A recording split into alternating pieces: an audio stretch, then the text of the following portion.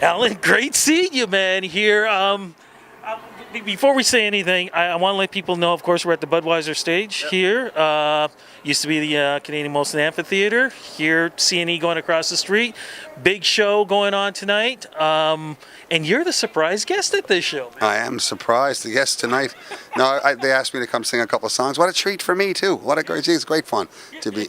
Tim Hicks, Dean Brody. I mean, with Dean Brody, you guys have worked together. You guys have done songs together. Yeah, we wrote a couple songs with Tim too over the years, and great respect for him. And of course, Dean, we've had so much fun with, It's Friday and a whole bunch of other stuff, and Soggy Bottom Summer is at right now. And I love the way Dean's songs can be like little movies. I always thought that was really cool. So, what is it about the friendship between you guys have? Because you guys are actually buddies.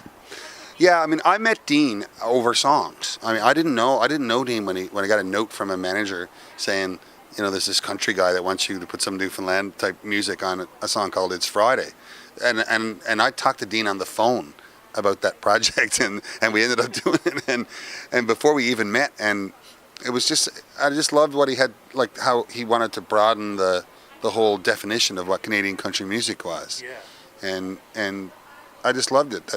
Anybody who's always got their ears open to include different influences, and all through my tenure in Great Big Sea and on my own, I love anytime worlds collide and make new music. It's great fun. What about Tim Hicks? What's the relationship there? Just known Tim for the longest while when he was playing bars and stuff out, just outside of Toronto, and I'm so glad he's one of the guys. He's like where you go like, man, I hope that guy becomes a huge star someday, because you talk about paying your dues and giving people a great night out at every level of the music business, and Tim has done that. You've paid your dues, man. You've done everything with a group. You've done a soloist. You've done television.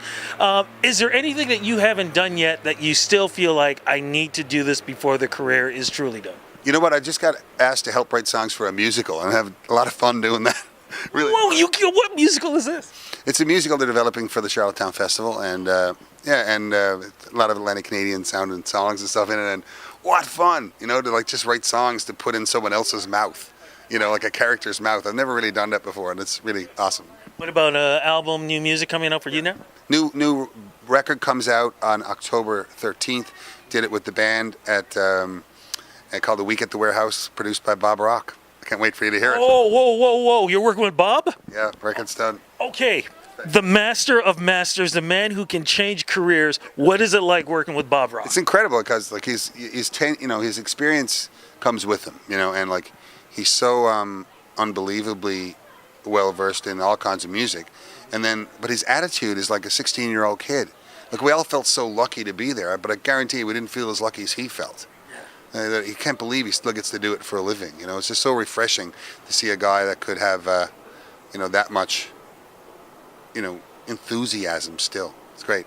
Jan Arden talked about when she worked with him twice how he changed her career and changed the way she sang and stuff. What do you think he did for you that maybe you haven't done before? I think the biggest thing that Bob brings to you is that he wants you to reconsider all your songs, and if there's a brushstroke that can make them better. He's all about the song, and I really appreciate that. And sometimes when you're doing it for a long time, you have these preconceived notions about, okay, this is this verse, that's that, and that's the solo section, that's the melody the fiddler will play there, and that's the thing. And there was one sea shanty I had done, and Bob said, you should sing over that section. And I was like, no, that's the tune section that the band plays. He said, you should write lyrics and sing over that. That's beautiful. And I was like, you can't sing over the, well, I guess you can, yeah. and I did. It was so, it kind of blew my mind in a way to reconsider. Oh, yeah, I guess we don't have to do it that way. You can do it another way. Is it going to be a tour following the album? Yeah, tour starts in January, starts in the U.S. and goes down there, and it comes up here, all over Canada, all over the U.S. for 6 months and stuff. And then, I'll be kicking around in October doing a press tour for the record and a new book too. I have a new book coming out just a few days after the record. So. And what's the book about, man? The book is called The Newfoundlander in Canada, and it's all about my first trip across the country. I cannot wait for that. Look, man, I can't hold you back. You got a show to do. Thanks as always, man, and thanks for the journey. Nice to see you.